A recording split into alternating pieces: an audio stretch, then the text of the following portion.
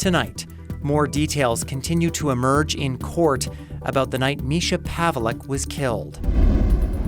$10 million could earn you naming rights to this Saskatchewan town. And we meet a man who's collected tens of thousands of baseball cards featuring Canadian players. This is CBC Saskatchewan News.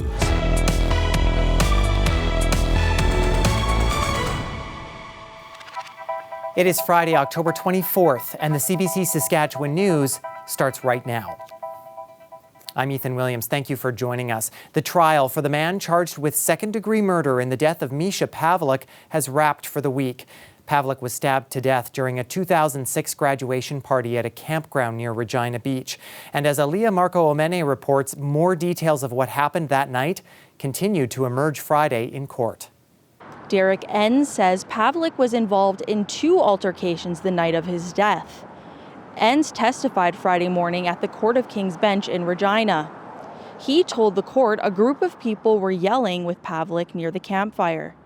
Enns says the group wouldn't let Pavelick walk away. Instead, they followed and attacked the 19-year-old a second time. Enns said he stepped in and pushed one of them out of the way. That's when he was stabbed by Scott Nelson, who later pled guilty to aggravated assault for that attack. The court heard from Nelson Thursday. He told the court the accused handed him the knife used to stab Enns. We can't name the accused because he was just 17 at the time. Nelson testified the accused bragged about stabbing someone, and later, when the group found out Pavelick died, he says the accused started to cry and act erratic. Nelson also testified he didn't tell police in 2006 because he was protecting his friend. Andrew Hitchcock is the defense lawyer for the accused. He challenged Nelson's statement during cross-examination. Hitchcock told the court Nelson had been investigated for Pavelick's murder more than once. He argued that would have been the time to mention the accused, but Nelson never did. The trial continues all next week. Aliyah Marco Omene, CBC News, Regina. Saskatchewan's health minister is getting pushback from doctors on the government's plan to force some people into addictions treatment. Jeremy Cockrell appeared Friday at a Saskatchewan Medical Association event in Saskatoon, and when questioned about the new policy, Cockrell said very few people would be forced into treatment. He says his government is responding to what Saskatchewan families want.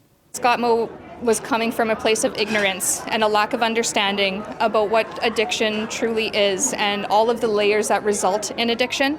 The reality is addiction is not a moral failing. It is not a choice of a person. People don't wake up and decide, okay, today we're going to just be addicted to something. Brabant told Cockrell that the plans for the involuntary treatment are, quote, garbage. That comment brought applause from her fellow doctors in the crowd. She says the move will fail and waste money. Saskatchewan Rough Riders games are one step closer to becoming host to tailgaters. The Tailgating Act was introduced during Wednesday's throne speech. Alex Kozrowski has more on what it means for the riders and fans. The Tailgating Act would effectively change the law to allow people to drink alcohol outside of Mosaic Stadium. The new permits, issued by Saskatchewan Liquor and Gaming, are expected to be ready by 2026. The Rough Riders CEO says the organization plans to make sure everyone is safe and that the rules are followed. That's obviously top of mind for us existing in the stadium. So between security, policing, limited access, all those things are going to be considered. But really, we're going to work closely with SLGA to make sure we'll exceed whatever regulations that they impose. Reynolds says he's been speaking with other CFL teams about their tailgating regulations and getting more information on teams like Edmonton and Calgary on how their parties are set up. He also says they would consider taking a page out of the Buffalo Bills playbook, a team with a fan base notorious for raucous and wild tailgating culture.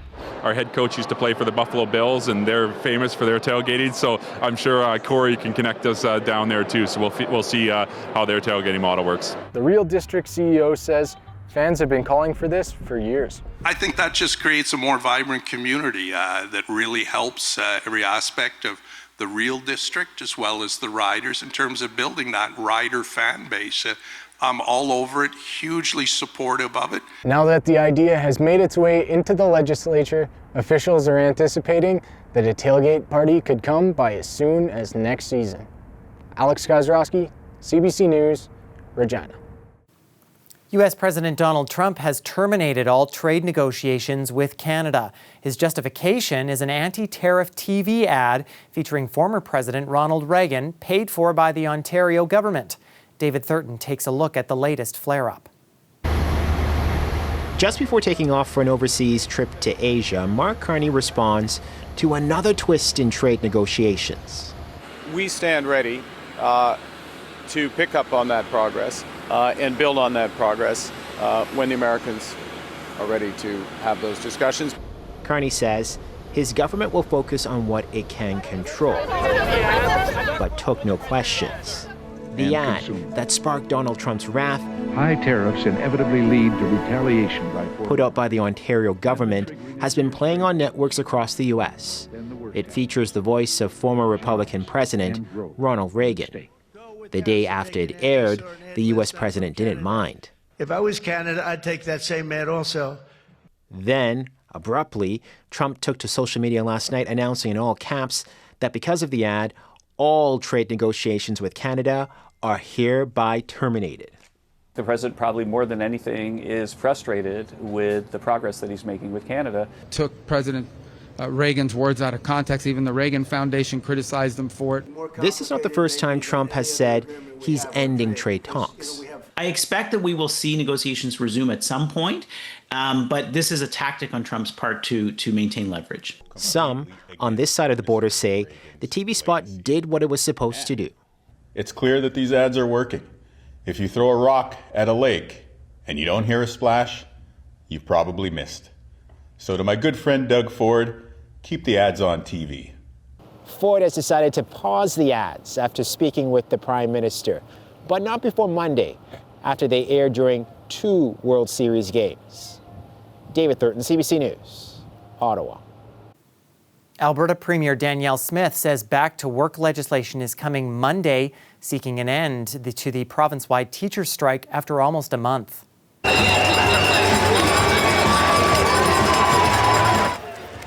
Teachers and supporters from across the province held a rally outside the Alberta legislature on Thursday. In a statement to CBC News, the teachers' union says while they expected the government would introduce the legislation, it needs to see the bill to know what exactly it will mean for teachers. Well, what would you name a Saskatchewan town if you had the chance? The town of Duck Lake is officially inviting bids to buy its naming rights. It welcomes all companies, organizations, or individuals who are willing to pay. Aisha Ashraf has more. It's the kind of listing you won't find on Marketplace. The town of Duck Lake is putting its name up for sale. And Mayor Jason Anderson, he's quite the tough critic. How does Canadian Tire Saskatchewan sound to you? Absolutely horrible. Anderson says the minimum bid he'd take is $10 million. But it's not just about business. He says it's about honoring the community's roots. What if it was the Métis Nation of Saskatchewan that came in and said, hey, you know what? We like this idea. How about we'll give you $10 million or $20 million or whatever the number was actually going to be, and we'd like to rename it to Riel or Dumont, which is a great big play into our history. Sandwiched between Saskatoon and Prince Albert, Duck Lake is a cornerstone of Métis and Canadian history, best known as the key battle site for the 1885 Northwest Rebellion. So when it comes to the town's name, residents are split. I'm all for it, though. It's a nice change, I guess. It's shocking, but I'm okay with it.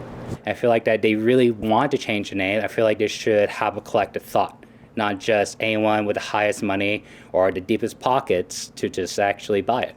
Behind the bold idea is a serious problem. Crumbling roads, aging water and sewer lines, and not enough money to fix them. The mayor says if selling the name can solve that, it's worth the price. Despite that, longtime resident Lillian Gardapi says she hopes the name remains. My ancestors named Duck Lake in Cree, Sisip Sagaikan. what is it going to do to our town? Sure, maybe, yeah, we'll have good roads and all that, but what about the history of our town? And that's what I cherish. For now, the name Duck Lake still stands, but the debate over what it's worth is just getting started. Aisha Ashraf, CBC News, Duck Lake. Well, there is just something so nice about the colors of fall in the sunshine. Look at those gorgeous oranges, the reds, the yellows. Yes, even still some nice hints of green lingering as we approach the end of October with these nice warm temperatures that we've been having. But you better enjoy the warmth and the sun while it lasts, especially the sun, because there is some cloudier and possibly rainier days headed our way soon. I'll have all the details in your full forecast after the break. Stay with us.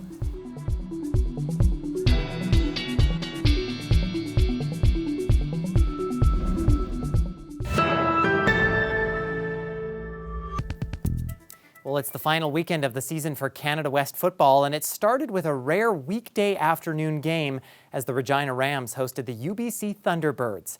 And with a win, the Regina Rams would still have a chance at first overall in the Canada West Conference. Early first quarter, Marshall Erickson sets a Rams single-season rushing record with this run, keeping the drive going. That would lead to the opening TD of the game and the 7-0 lead. Second quarter, Rams lead 9-3. It is another long Rams drive. Owen Sieben hits Ryan Sokol, and he jumps into the end zone. 16-3 Rams. And they would take a 17-10 lead into halftime. Third quarter, and the Rams extend their lead. Sieben rolls and hits Alex Gagnon, and it's looking bright for the Rams with the 24-13 lead. But don't count out the Thunderbirds. They storm all the way back to tie the game as Drew Viado connects with Trey Montour. And to overtime we go, tied at 28. And in OT, UBC freshman kicker Alexander Hilliard wins it for the Thunderbirds as they escape with the 31-29 victory. Meanwhile, the Saskatchewan Roughriders finish off the 2025 CFL regular season Saturday night as they welcome a potential playoff opponent in the BC Lions. The Riders have had first overall in the CFL West Division locked up for a couple of weeks now, ensuring themselves home field advantage in the West Final. That does not mean the last two games of the regular season have meant nothing. Head coach Corey Mace says there's always something on the line. You know, looked at it in totality from a two-game standpoint. We just want to make sure that, you know, we're not too rusty. So, you know, a lot of our guys will be playing this week, and it's good for us. And we're paid to play an 18-game schedule, and this is number 18, so let's go play. This will also be an opportunity to get a better look at star quarterback Nathan Rourke as he has his Lions offense currently playing their best football of the season heading into the playoffs. Kickoff is at 5 o'clock.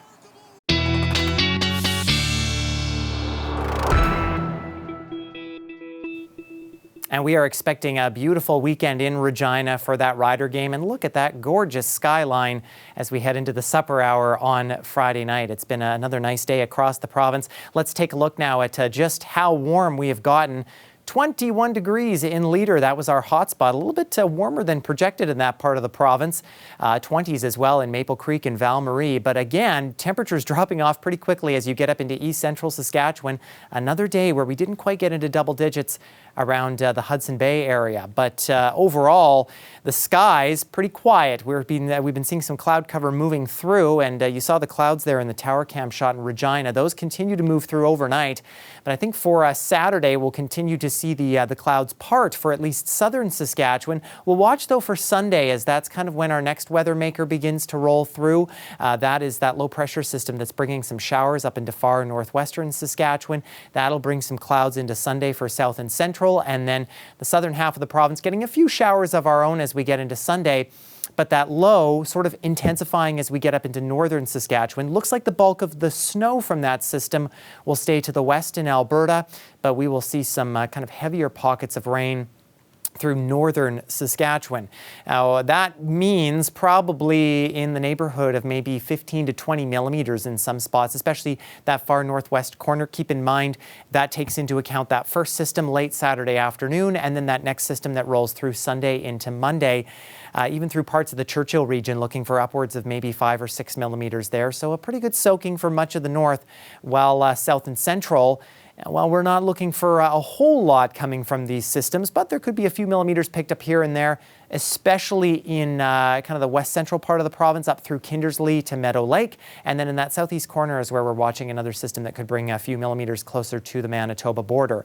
As those systems work their way through, we will continue to see winds pick up at times through the weekend, but nothing overly strong. I think strongest gusts will probably be Sunday evening, especially through southern Saskatchewan. It looks like in the southwest we could see some gusts, perhaps near 50 kilometers an hour at times, so something we'll be watching there. But in the meantime, if you're headed to Mosaic Stadium, gorgeous day for the game, up to 19 degrees in Regina with a little bit of a breeze. Sunday, that's when we welcome in that cloud cover a bit, with temperatures still above seasonal, actually double the normal temperature for this time of year. Then as we get into the start of the work week, the clouds clear, but temperatures start to drop a little bit closer to seasonal. We may still hit double digits again on Wednesday with that chance of showers before the weather sort of smartens itself up a bit and gets back closer to where it should be for this time of year with mostly sunny conditions. For Saskatoon, again, Saturday looking nice with a mix of sun and cloud. Chance of showers for Sunday as that system rolls through, but I don't think we're looking for much in the way of rain in Saskatoon before a couple of breezy days Monday and Tuesday and that nice bright sunshine. Showers or flurries possible as we get into Wednesday and Thursday as temperatures drop slightly and the overnight temperatures drop below freezing for the first time in a little while. And we round things out with a nice mix of sun and cloud on Friday. Well, retired Major League Baseball players know a Saskatoon man as the Canadian card guy. And for many of them, he's become their go-to source for their own baseball cards. Kelly Provo has that story. Some of the cards I've acquired. Of Kelly Sage's 50,000 baseball cards, these are his favorites. Autographed cards and baseballs of retired major leaguers from Canada. At least 30,000 of his cards are of Canadians. Sage began collecting cards when he was 5, and he remembers opening a pack and discovering a handful of Canadian players. And it got me to thinking, how many Canadians have played at this level? And that's where I started from, is collecting the Canadian-born players. Because that seemed to be a little more interesting to me because there's far fewer of them, they're far less known. Sage says roughly 260 Canadians have played in the big leagues. Not all had baseball cards made for them, but Sage has found cards for 190 of them. He likes to approach retired players for autographs, and what he's learned is that many don't have their own cards. We have to hit the ball. When Sage gave his contact information to retired pitcher Denny Boucher, other retired players started reaching out to him. I was getting emails from guys saying, hey, do you have any of my cards? So I don't know if it was old-timers games or team reunions or how it transpired, but that was kind of like my first exposure to players coming to me. Even Hall of Famers don't always have their own cards. I have had several players, Fergie Jenkins and Robin Rich Butler, Terry Poole, and I have one player's agent. They all have standing orders. Send me all the cards you can get whenever you can get them. We give them away at camps and clinics and whatever. The most interesting one is the current Blue Jays crew as of today. From cards and baseballs to books and movie posters, his collection has grown. He's filled up the basement. He's starting to fill up some of the upstairs. I have given him a slight warning that if it takes up much more real estate, it's going to be the big D, and that doesn't stand for defense. The more fun one for me would be Claude Raymond, who was the first. Sage has a few rules. He won't reach out to current major leaguers, he won't charge former players for cards, and he won't sell signed items. However, some are donated to fundraisers for kids baseball. Sage says one day he plans to donate his collection to the Canadian Baseball Hall of Fame. Kelly Provo, CBC News, Saskatoon. Well, the tiniest Toronto Blue Jays tribute is taking center stage at Legoland Discovery Centre in Vaughan, Ontario. One master builder crafted a Blue Jay and a stadium, each built from hundreds of Lego bricks and packed with minifigure fans. The display sits in Miniland, a miniature cityscape of Toronto made from more than 500,000 Lego pieces. Stay with us. We'll have a look at how Jays fans here are celebrating the World Series after the break.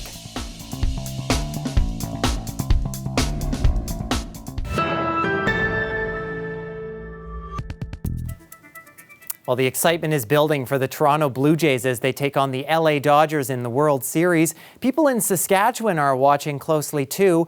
I caught up with some fans in Regina to ask them how they're feeling. Who's been standing out to you the most so far? Vladdy for sure. What do you like about Vladdy? He hits dingers.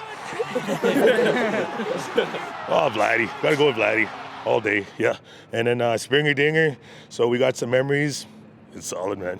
Has there been any tension between the friendship because of this World Series?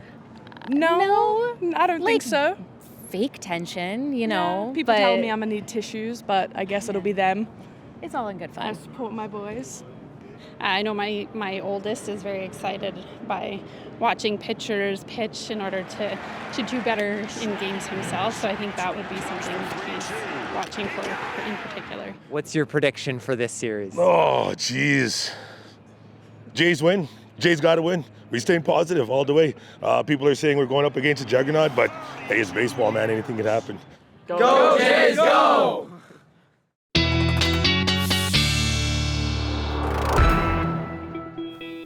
Well, over the next couple of nights, you could almost watch the game outside through South and Central Saskatchewan. Look at that. We won't even drop into the single digits in parts of the southwest corner of the province overnight into Saturday as we see sort of a mix of, some cloudy conditions, but I think we'll be mostly seeing clear skies in southern Saskatchewan. A little cloudier rather, though, as you head into the north, where again, warm temperatures overnight, mid-single digits.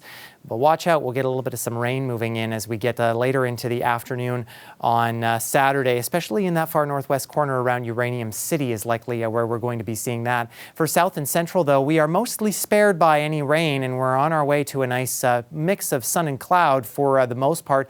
A little bit of some increasing cloudiness, though, for central regions that we'll watch out for, but a beautiful day temperature-wise, and that means for kickoff at Mosaic as the Riders face the Lions, we'll be looking at a kickoff temperature at 5 o'clock Saturday of 15 degrees with a mix of sun and cloud. And look at that, some nice light winds as well. And it looks like throughout the game, we'll continue to see those nice mild temperatures and stay free of any rain as well. So shouldn't need any extra jackets or anything like that for the game. And that is our news for this Friday. For more news anytime, you can always head to cbc.ca/sask or subscribe to the CBC Saskatchewan YouTube channel. You can also download the CBC News app on your smartphone or tablet. Thanks so much for watching. Have a great weekend. Go Riders, go Jays.